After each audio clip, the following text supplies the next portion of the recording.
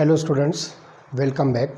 इसके पहले वाले लेक्चर में हमने ऑक्साइड्स ऑफ कार्बन, जिसमें दो ऑक्साइड कार्बन मोनोऑक्साइड और कार्बन डाइऑक्साइड बहुत ही डिटेल में स्टडी किया है, जिसके अंदर हमने देखा कि ये दोनों ऑक्साइड जो है किस तरह से जो है प्रिपेयर होते हैं, इनके मेथड्स ऑफ प्रिपरेशन क्या है, इनके एडवर्स इफ़ेक्ट्स क्या है अगर ये इन्वायरमेंटल केमिस्ट्री के अंदर अगर शामिल होते हैं, तो ये जो है एटमॉस्फेयर के ऊपर जो है कौन कौन से इफ़ेक्ट जो है क्रिएट करते हैं, हमारी बॉडी के ऊपर जो है क्या क्या इफ़ेक्ट क्रिएट करते हैं, साथ ही साथ इनके जो है यूजेस क्या हैं, वो सारी चीज़ें हमने जो है डिटेल में स्टडी किया था। अब उसी लेक्चर का ये दूसरा पार्ट है जिसमें हम ऑक्साइड्स ऑफ सिलिकॉन स्टडी करेंगे, जिसमें पहला ऑक्साइड जो हमको मिलेगा सिलिकॉन डाइऑक्साइड, और इसको हम जो है केमिकल फार्मूला इसका लिखेंगे SiO2।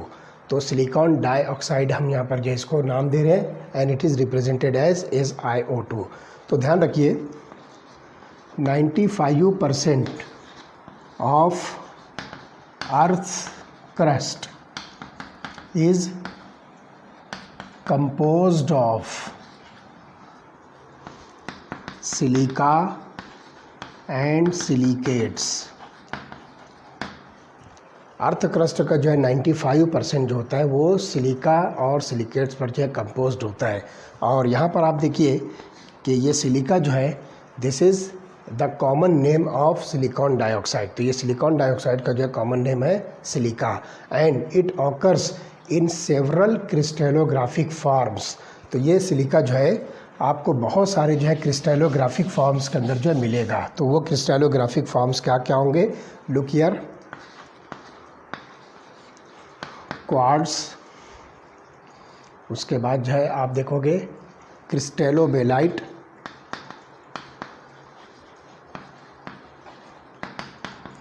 और उसके बाद जो है तीसरा जो फॉर्म होगा दैट इज ट्राइडीमाइट। तो ध्यान रखिए these are nothing but the crystallographic forms of silica. ये सिलिका के डिफरेंट क्रिस्टलोग्राफिक फॉर्म्स हैं। तो सिलिका जो है ये अलग अलग फॉर्म के अंदर जो है मिलता है। ये जस्ट इसके जो है केमिकल नेम्स, या इसको सिंपली आप जो है इसके नेम्स कंसीडर कीजिए, फार्मूला वगैरह के चक्कर में आपको नहीं पढ़ना है। तो क्वार्ट्ज, क्रिस्टोबेलाइट और ट्राइडीमाइट, ये सब के सब क्या है, these are the crystallographic forms of silica है, and they are interconvertible with each other at suitable temperature. तो कुछ सुटेबल टेम्परेचर पर ये डिफरेंट फॉर्म जो है एक दूसरे के साथ इंटर कन्वर्ट होंगे, एक दूसरे के फॉर्म्स में जो है चेंज हो सकते हैं। तो silicon dioxide is a covalent 3 dimensional network solid in which each silicon atom is covalently bonded with 4 oxygen atoms. तो यहाँ पर जो है आप ध्यान रखिए कि इसके स्ट्रक्चर को जब हम स्टडी करेंगे तो you will find covalent 3 dimensional network solid, जो कि सिलिकॉन डाइऑक्साइड का होगा, और इसके अंदर हर सिलिकॉन जो है टेट्राहेड्रली 4 ऑक्सीजन एटम के साथ जो है ज्वाइंट होगा। ये जो है हर सिलिकॉन टेट्राहेड्रली 4 ऑक्सीजन एटम के साथ कोवैलेंटली जो है बॉन्डेड होगा, और each oxygen atom in turn is covalently bonded to another silicon atom. तो आप देखिए जिसका जो स्ट्रक्चर बनेगा, आप इसी को जो एक्सटेंड करते जाइए।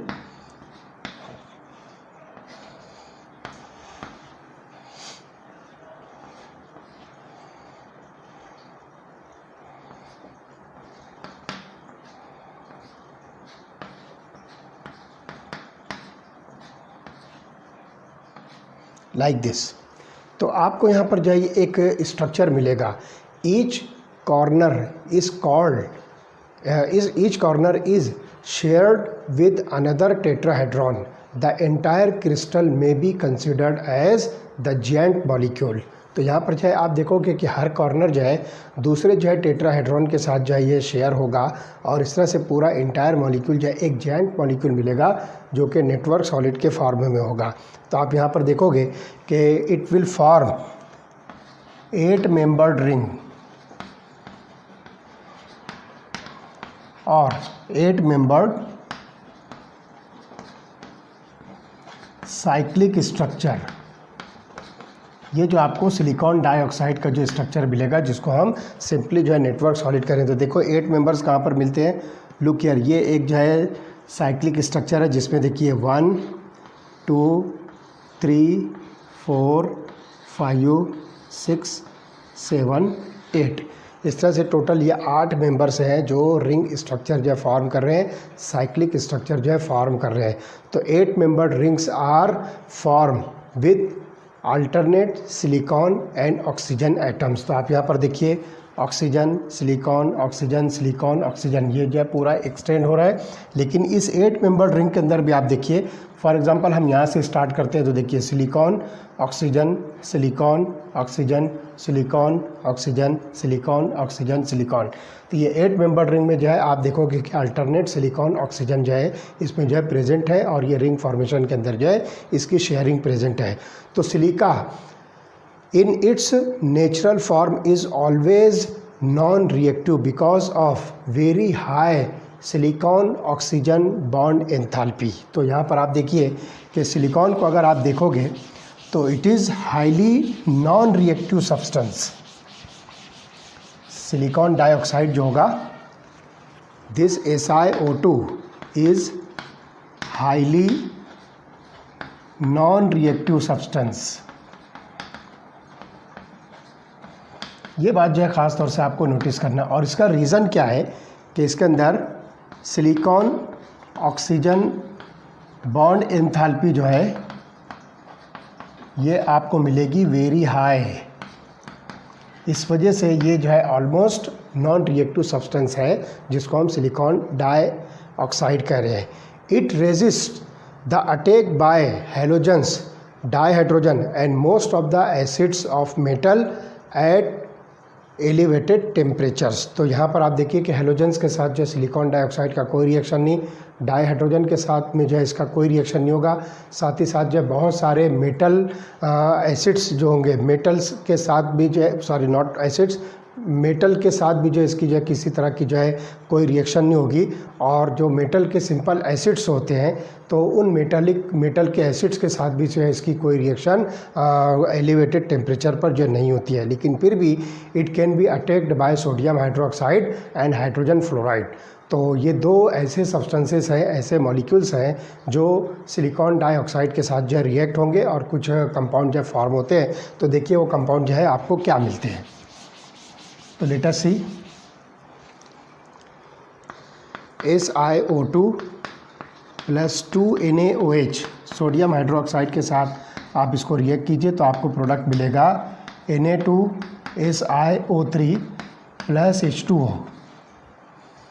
तो ये जो है सोडियम सिलिकेट फॉर्म करेगा, Na2SiO3 और वाटर मॉलिक्यूल जो है फॉर्म होगा।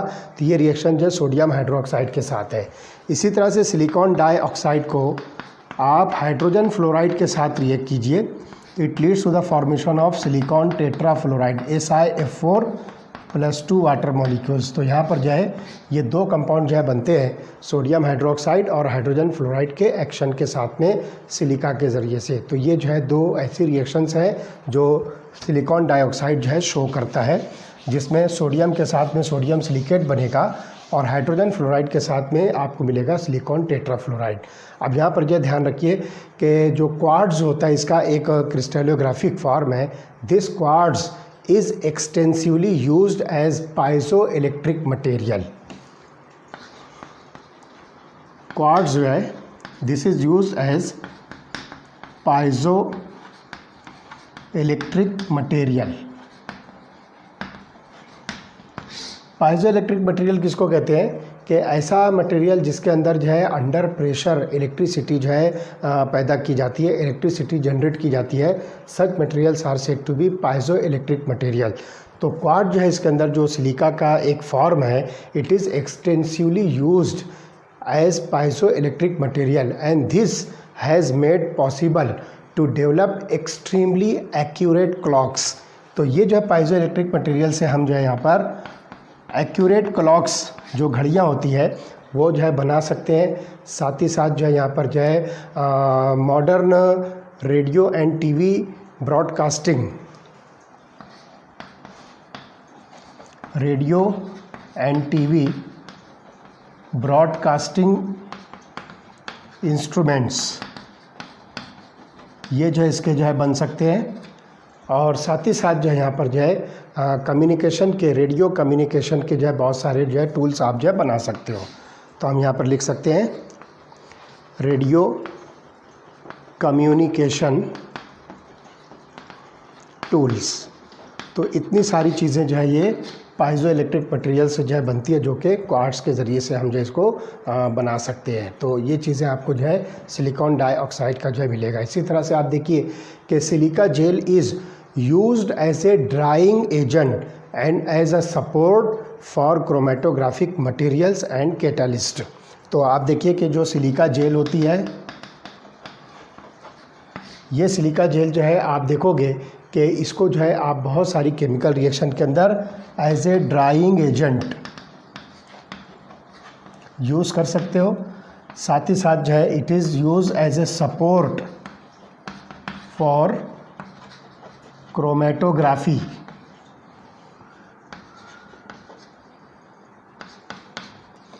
जैसे कि आपने इसके पहले कुछ चैप्टर जो हमने स्टडी किया है, तो वहाँ पर आप देखिए कि हमने थिन लेयर क्रोमेटोग्राफी, जिसको शॉर्ट में हम नाम देते हैं TLC, थिन लेयर क्रोमेटोग्राफी के अंदर हमने क्या किया था, सिलिका जेल को जो है यहाँ पर जो है यूज़ करते हैं, जिसके ऊपर जो है मोबाइल फेस जो है रन करता है, और जो भी कंपोनेंट ऑफ द मिक्सचर को हम सेपरेट करते हैं वो इसी सिलिका जेल की बारीक सी जो है थिन लेयर के ऊपर जो है ये मूव करती है, और उसका हम जो है RF वैल्यू जो है बहुत आसानी के साथ कैलकुलेट कर सकते हैं। तो ये जो है सिलिका जेल जो एक्चुअली ये सिलिकॉन डाइऑक्साइड का ही मटेरियल है, जो कि ड्राइंग एजेंट के तौर पर और साथ ही साथ जो है क्रोमेटोग्राफी के अंदर जो है ये सपोर्टिंग मटेरियल के तौर पर जो है यूज़ होता है।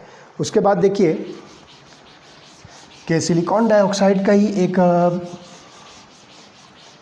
पार्ट है और या एक फॉर्म है जिसको आप नाम दोगे केसुलगुर। तो देखिए केसुलगुर, this is one of the forms of silicon dioxide or simply call it as silica. It is an amorphous form of silica. तो हम इसको जो नाम देंगे an amorphous form of silica। ध्यान रखिए amorphous form of silica को हम नाम दे रहे हैं, एक स्पेशल नेम इसको दिया गया है केसुलगुर। तो it is used in the filter plants। तो ख़ास तौर से जो है फ़िल्टर प्लांट्स जो होते हैं उसके अंदर जो है आप इसको जो है यूज़ कर सकते हो। And this is the amorphous form of silica. तो ये जो है पहला मटेरियल हुआ या पहला कंपाउंड हुआ सिलिकॉन डाइऑक्साइड। अब हम आते हैं दूसरे मटेरियल की तरफ, that is called as silicones. ध्यान रखिए ये सिलिकॉन नहीं है, इट इज़ सिलिकॉन्स। तो ये सिलिकॉन्स क्या होते हैं, हम इसको देखते हैं कि ये जो है कुछ ऐसे कंपाउंड्स होते हैं जिसके अंदर आपको जो है ऑर्गेनो सिलिकॉन पॉलीमर्स मिलते हैं। These are the type of the molecules which are referred as organo silicon polymers. Organo silicon polymers.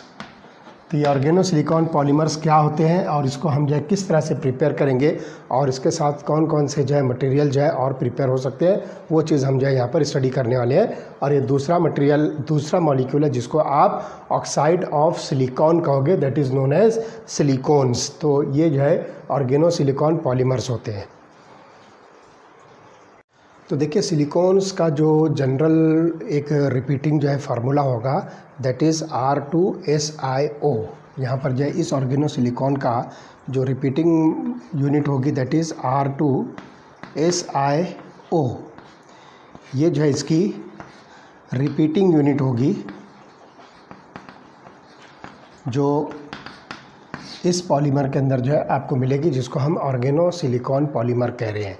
तो the starting material for the manufacture of silicones are alkyl or aryl substituted silicon chlorides. तो alkyl या aryl substituted silicon chlorides होंगे जो starting material for the manufacture of silicones जो है use होंगे। तो इसका जो है आप जनरल फार्मूला देखिए, ये हो जाएगा RnSiCl 4 - N। तो जितने वैल्यू यहाँ पर जो है R की होगी तो उस वैल्यू को आप जो है 4 में से जो है माइनस कर दीजिए, तो ये आपको जो है एक जनरल फार्मूला मिलेगा। तो ये जो है alkyl or aryl substituted silicon chlorides हैं, जो जनरल फार्मूला जो है इस तरह का मिलेगा RnSiCl4-N, जिसमें R जो वैल्यू होगी ये अल्किल या एरिल ग्रुप हो सकता है, where R is alkyl or aryl group, ये जो है इसकी वैल्यू है। मतलब आप यहाँ पर जो है कोई सा भी alkyl group like Mithil, ethyl, propyl, whatever, और साथ ही साथ जो कोई भी एरोमेटिक न्यूक्लियस आप यहाँ पर जो है पुटअप कर सकते हो। तो when methyl chloride reacts with silicon in presence of copper as a catalyst at about 573 kelvin, various types of methyl substituted silanes are produced. तो यहाँ पर आप देखिए कि मिथिल क्लोराइड को जब हम रिएक्ट करते हैं सिलिकॉन के साथ, तो यहाँ पर जो है ध्यान रखिए कि सिलिकॉन के साथ जो है मिथिल क्लोराइड को जब हम कॉपर कैटलिस्ट के प्रेजेंस में 573 केल्विन पर जब रिएक्ट करते हैं तो डिफरेंट टाइप्स ऑफ मिथिल सब्सटीट्यूटेंट सिलेन्स बनते हैं, और उसका जो है जनरल फार्मूला आप देखोगे कि वो होगा MEsICl3। पहले टाइप का जो बनेगा MEsICl3, दूसरे टाइप का बनेगा Me2SiCl2, तीसरे टाइप का जो बनेगा दैट इज़ Me3SiCl, Me3SiCl, और कुछ स्मॉल अमाउंट आपको मिलेगा Me4Si, इस तरह से Me4Si। So these are the methyl silanes. इन मॉलिक्यूल्स को जो है जनरली मिथिल सिलेन्स कहेंगे, जिसमें आप देख रहे हो कि this Me stands for methyl group. तो यहाँ पर आप जो है CH3 जो है यूज़ कर सकते हो। तो मिथिल क्लोराइड को जब आप सिलिकॉन के साथ रिएक्ट करोगे तो इस तरह के जो है कुछ कंपाउंड जो है आपको मिलते हैं। तो इसमें ध्यान रखिए कि hydrolysis of dimethyl dichlorosilane followed by the condensation polymerisation yields the straight chain polymer. तो यहाँ पर आप देखिए कि हम हाइड्रोलिसिस कर रहे हैं किसकी, डाईक्लोरो डाईमिथिल सिलेन की। तो यहाँ पर आप देखिए कि मिथिल क्लोराइड को पहले हम क्या करते हैं, सिलिकॉन के साथ जो रिएक्ट करते हैं। Look here, CH3Cl plus silicon in presence of copper powder, और इसका जो है रिएक्शन का जो टेम्परेचर होगा अबाउट 573 केल्विन। तो आपको यहाँ पर जो प्रोडक्ट मिलेगा डाईक्लोरो डाईमिथिल सिलेन, तो ये प्रोडक्ट बनेगा CH3 2SiCl2। तो इसको हम नाम देंगे डाईक्लोरो डाईमिथिल सिलेन, या आपको जो है एक इंटरमीडिएट कंपाउंड मिलेगा। आप इसकी हाइड्रोलिसिस कीजिए, तो मैं यहाँ लिखता हूँ प्लस 2H2O। तो ये दोनों क्लोरीन जो है वाटर के OH के साथ में जो है रिप्लेस होंगे, तो आपको मिलेगा CH3 2SiOH2 प्लस 2HCl। तो यहाँ पर जो है आपको डाईहाइड्रोक्सी सिलेन जो है प्रोडक्ट जो है मिलेगा। अब ऐसी बहुत सारी यूनिट्स को आप जो है वन बाय वन जो है एक दूसरे के साथ जो है कंडेंस करते जाइए। तो कंडेंस होने के बाद आपको एक पॉलीमरिक फॉर्म जो है मॉलिक्यूल का मिलेगा, and that polymeric form is nothing but the organosilicon polymer which is generally referred as silicones. तो ऐसी बहुत सारी यूनिट हम जो है वन बाय वन लेते हैं। तो लुक हियर क्या बनता है, हम उसको जो है चेक करते हैं। तो आप देखिए OH Si CH3 OH plus OH Si CH3 OH plus OH Si CH3 OH। ऐसी बहुत सारी यूनिट आप जो है ले सकते हो। इन सब में से आप क्या कीजिए, वाटर मॉलिक्यूल जो है रिमूव कर दीजिए। तो after removal of water molecule, तो इन सब को जब हम कंडेंस करते हैं तो एक रिपीटिंग यूनिट हमको मिलती है। वो रिपीटिंग यूनिट देखिए क्या होगी,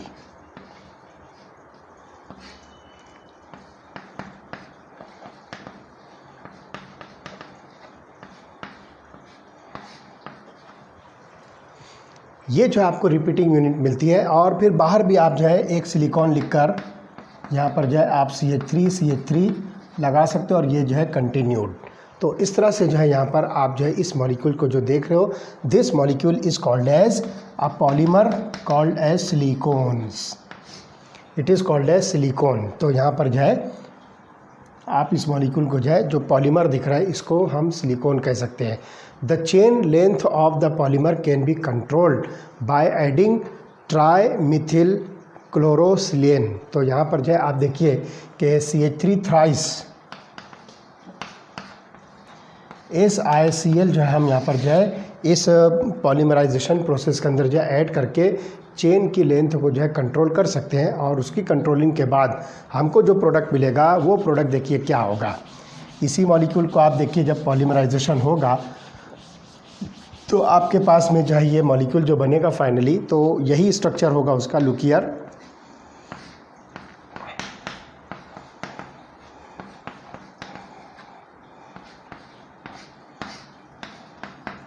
यहाँ पर जो है ये चेन ब्लॉक हो जाएगी मिथिल ग्रुप से और इस तरह से ये जो मॉलिक्यूल आपको मिलेगा, सिंपली आप इस मॉलिक्यूल को यही नाम दीजिए, that is the organosilicon polymer called as silicones.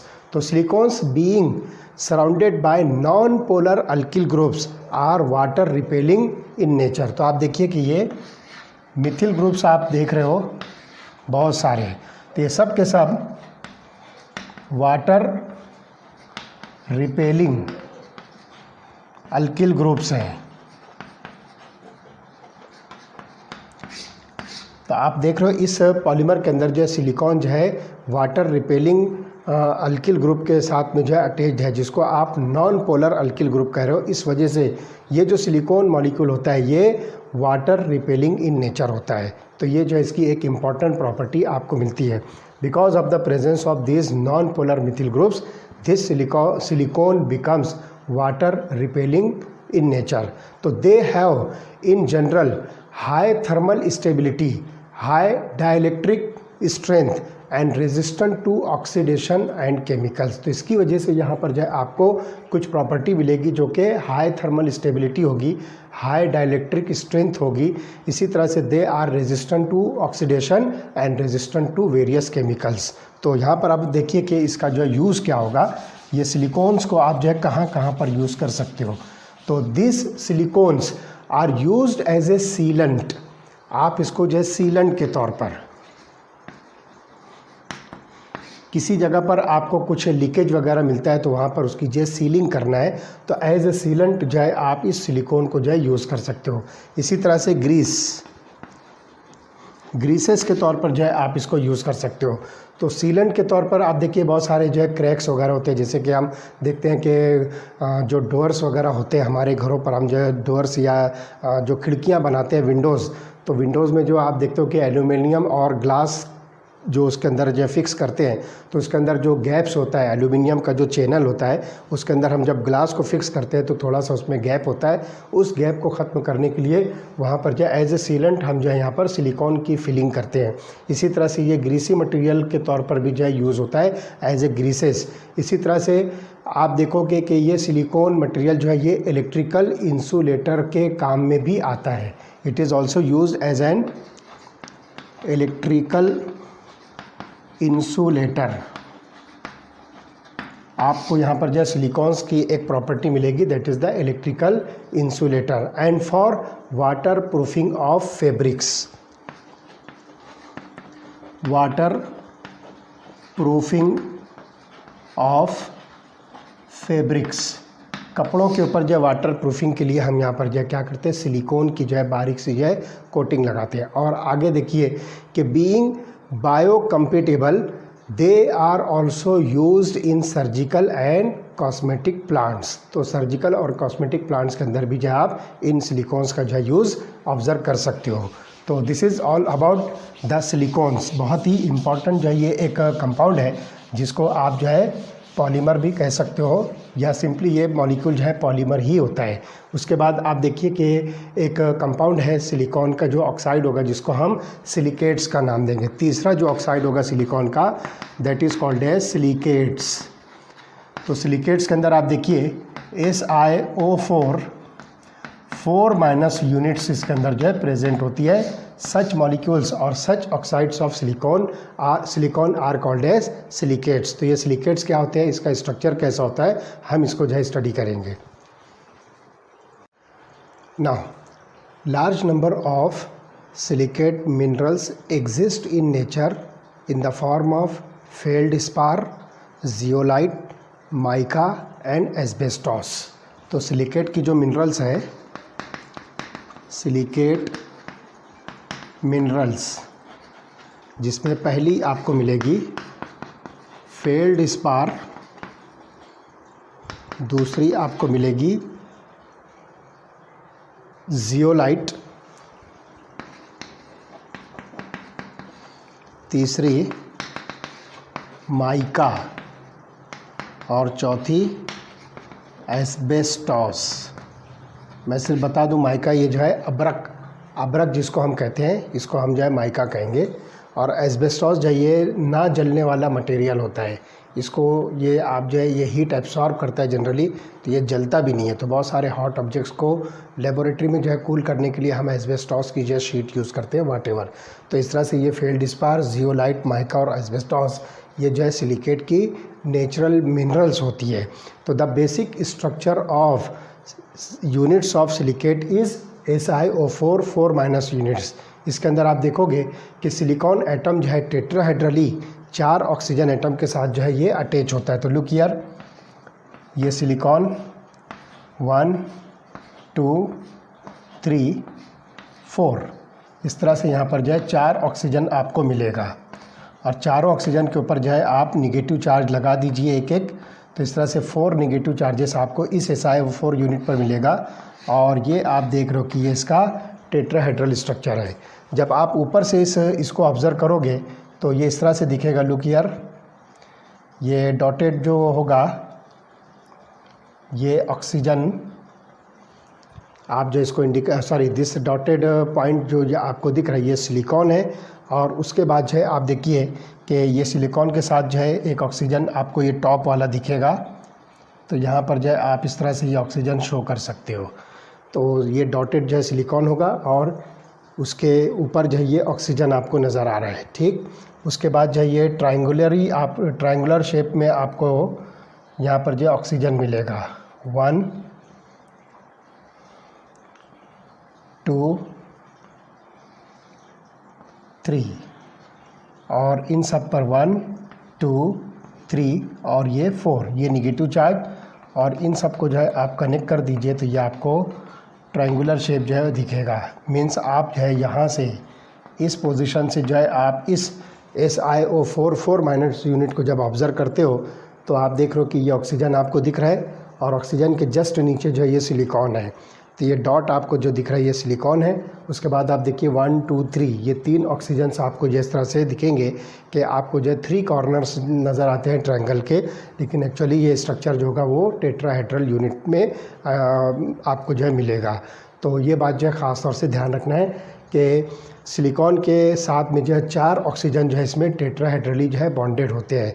In silicates either the discrete unit is present और a large number of such units are joined together via corners by sharing 1 2 3 और 4 oxygen atoms पर silicate. तो यहाँ पर जो है आपको इसका जो है डिस्क्रीट स्ट्रक्चर भी मिलेगा और जो है आपको लॉन्ग स्ट्रक्चर भी मिलेगा, जिसमें जो है बहुत सारी जो है ये सिलिकेट यूनिट जो है एक दूसरे के साथ जो है अटैच होगी, जिसमें ऑक्सीजन एटम के साथ में इसका जो है अटैचमेंट मिलेगा पर सिलिकेट। तो when silicate units are link together, ये आपस में एक दूसरे के साथ अगर ज्वाइंट होती है, they form chain structure, ring structure, sheet structure और 3 डायमेंशनल स्ट्रक्चर्स। तो यहाँ पर जो ये सभी तरह के स्ट्रक्चर जो आपको इसके अंदर मिलेंगे, ये जो है चेन स्ट्रक्चर भी फॉर्म कर सकता है, रिंग स्ट्रक्चर भी फॉर्म कर सकता है, इसी तरह से ये शीट भी बना सकता है और 3 डायमेंशनल स्ट्रक्चर भी जो है फॉर्म कर सकता है। अब यहाँ पर आप देखिए कि जो निगेटिव चार्जेस दिख रहे हैं, तो this negative charges present on silicates are neutralized by positively charge metal ions.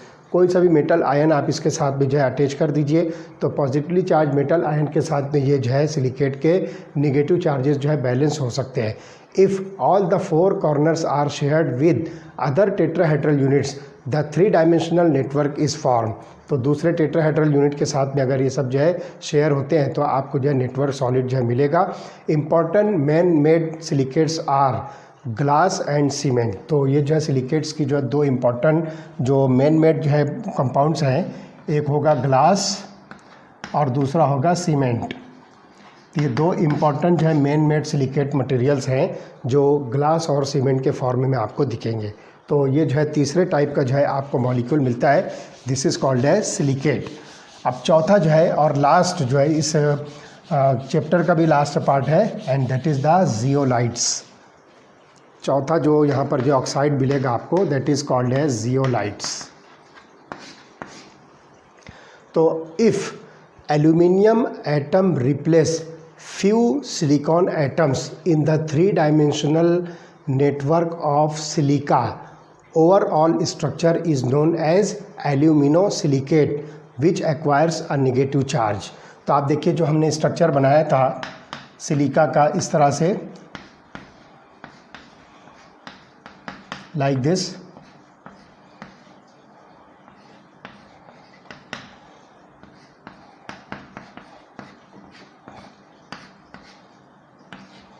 इस तरह से आप इस स्ट्रक्चर को जो है एक्सटेंड करते जाइए लाइक दिस. तो इस स्ट्रक्चर में आप जो है कुछ सिलिकॉन के एटम को एल्यूमिनियम के एटम के साथ में जो है रिप्लेस कर दो.